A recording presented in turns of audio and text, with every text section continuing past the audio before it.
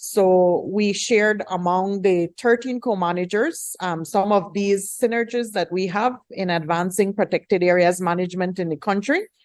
But at the same time, the opportunity to update the government on these key things or these key challenges that are happening in our particular reserves. In the case of the Bladen Nature Reserve, we had the opportunity to talk about our enforcement efforts in the Bladen Nature Reserve, but also to discuss further on some of the transboundary incursions that we have been experiencing in the western part of the Bladen Nature Reserve. So it was just a building awareness session that we have with our partners and with our colleagues around the country.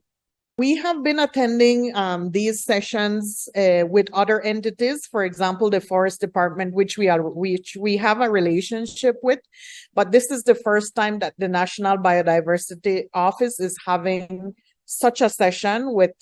all the co-managers together.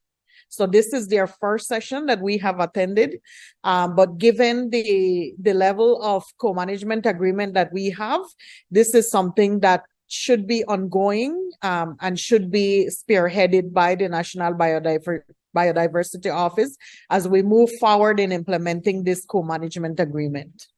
The session is super beneficial because we work in protected areas management. We're so secluded in the work that in the day-to-day work that we do, in the day-to-day management that we do in these protected areas, that sometimes we're not always aware of what other co-managers are doing. And I think that such session really allow us or help us to understand where exactly we can collaborate as conservation NGOs in this country, and how is it that we can pool some of these resources together so that we can achieve our overall conservation objectives for our protected areas.